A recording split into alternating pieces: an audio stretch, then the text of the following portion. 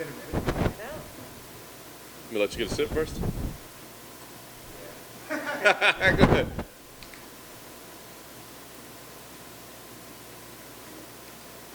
All right. Good. I mean, should we start with the look first? I mean, showing up, it's this sending a message here. This is a business suit. I'm here for work, man. Oh. I'm here for work. Yeah.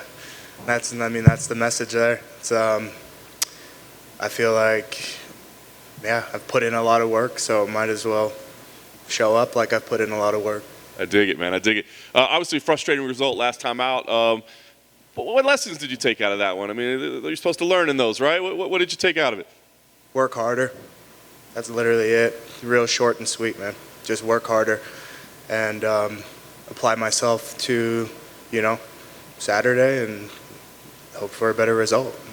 I mean, you've never struck me as a guy that takes it easy. I mean, was that hard to say, I got to go work harder? I think you're a guy that already works hard, right? Yeah, I mean, it's like I work hard every time I, get ready for a training camp or get ready for a fight, but I just had to up the ethic and,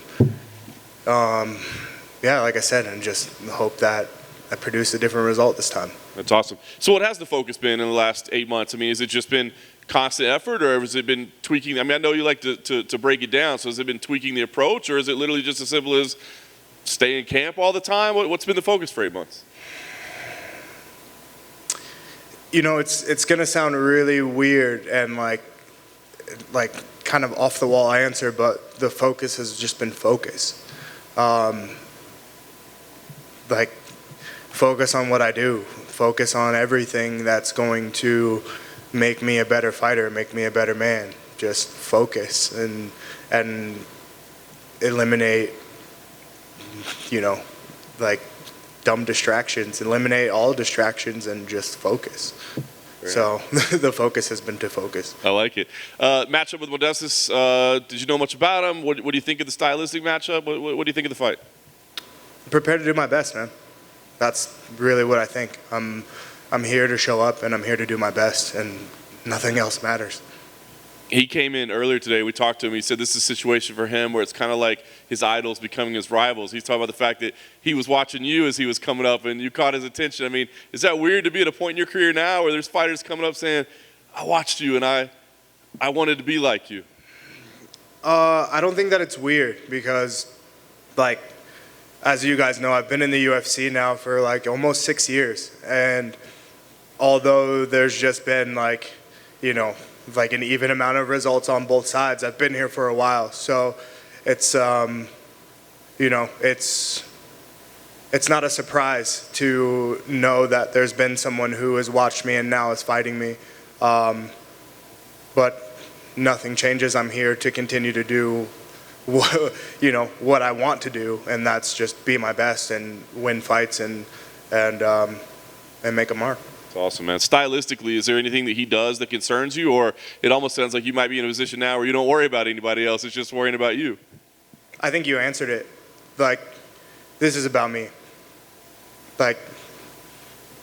There's going to be guys that have certain skills and all of these things, and as I continue to climb and fight more guys, there's always going to be just different styles, different skills that, are better than ones that I have. So I literally can't take any time thinking about that type of stuff or switching too much of what I do. It's literally just work on myself. That's what I do every single day. So that I can win fights, but so that I can go back and watch my own film and look at myself and be proud. You know what I mean?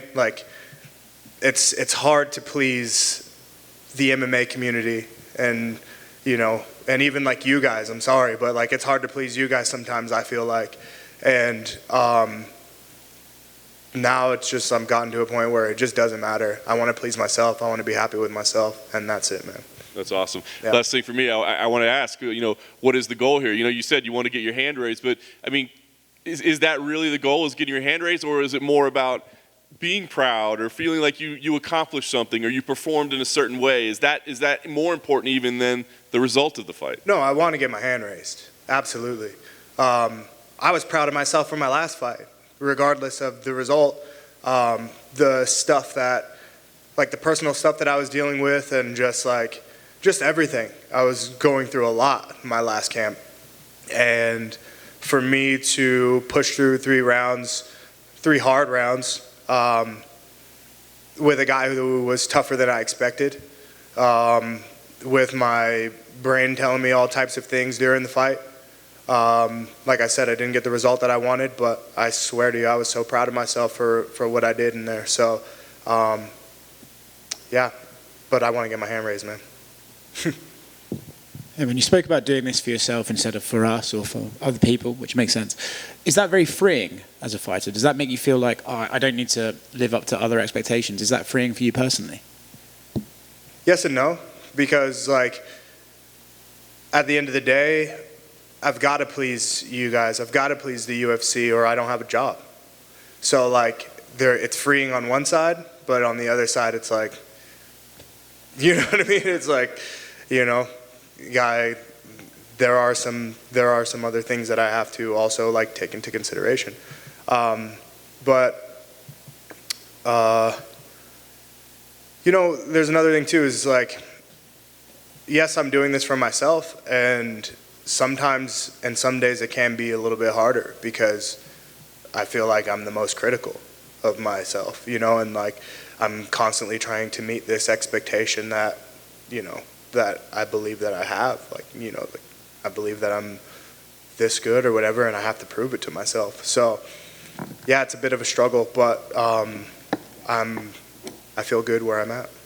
Just expanding on that, I'm sure everyone has days where they go into the gym and they're the best guy in there, and then there are other days where they go in the gym and perhaps they're not on form and the other guys are getting the better of them. When you're on the drive home or something, how can you not be so critical on yourself that you almost don't get out of bed to go again? How do you say to yourself, that was one day, we grow and we improve? Do you talk to yourself? Do you make plans to improve? Or how do you deal with that? I don't think that there's been a day this camp that, actually, let me take that back. When I feel those days of like discouragement, or I got worked in the gym and it's really tough and I'm analyzing and all these things, yeah, there's times that it's discouraging and I feel like, you know, maybe whatever thoughts come with, you know, discouragement, whatever those thoughts do. But the thing that I've done differently is just keep showing up. Instead of running from things or doubting things, or, you know, always wanting to feel like the best guy and all these things, I just continue to show up.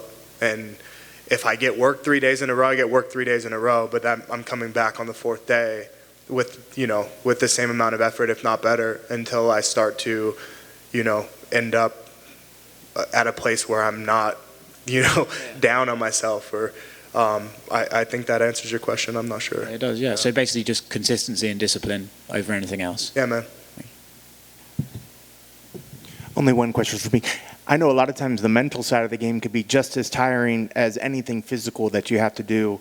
With doing all the focus on trying to focus on your focus and things like that, what do you do on the flip side where you want to step away from fighting, when you want to stop focusing so much on work and your career? What does Khalil do to kind of downtime? What does your downtime look like if you give yourself downtime? In the past couple months, I haven't given myself any downtime. Downtime for me is sleep. You know, sleep, rest, recover, hang out at home, you know, like hang out at home, you know, Netflix or something, if, you know, if I feel like that's what I want to use to distract myself, or not distract myself, but keep my mind occupied. But there's been no like outside life really, especially like moving back to Vegas. It felt good to be back home and see my family. The 2-3 times that I did see them this camp, which is weird, you know, like I thought, yeah, I'm gonna be back home, I'm gonna be able to see everybody and all these things, but like once I started focusing, all of that stuff just kind of went away. So I'm looking forward to being able to see what the downtime is like after this. Best of luck. Thank you. You mentioned the MMA community being hard to please, and I'm wondering if you have kind of given up reading things about yourself, reading comments, avoiding social media. Has that been something you've had to do? Yeah, I mean, I do not necessarily enjoy reading articles, reading, not even about myself, just like other guys, right? Because me being a fighter, if I read something on another guy that was written, I connect to it in a sense. So I see guys that are like, you know, they're on this climb, they have a bad fight, and then it's just like everything switches, or like something said about them in an interview, you know, from a journalist or something. I'm like, where did that even come from? Like, how do you discredit everything that this guy's done? Or like, why are you even saying these things? Like, it just, there's a lot of just thoughts that come, that came into it. Because at a time I was like very emotionally invested in a lot of this, you know. I cared a lot about articles and interviews and, you know, all of these things. And yeah, it's just more, I feel like it's just more of a distraction, you know. Like, I can now leave that to you guys and separate myself from it, and I do my job, which is show up and fight. And whatever you guys have to say or have to write, it's not for me, it's for the people. And what about the positive side to social media? Have you gotten messages from fans that have said, you know, you changed my life, or you're an inspiration? Have you gotten any of that? Yeah, I've gotten a lot of those, and I love to get those type of messages. One thing that I've noticed about those type of messages are they're not from like people who are, I guess, considered MMA fans, you know, like the guys who are just always reading, always watching every fight, know every fighter.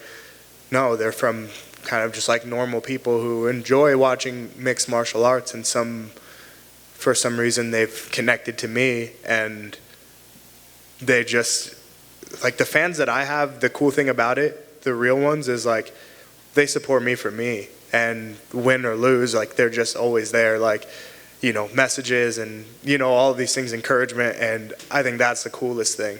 But I've gotten messages from people like sickening, and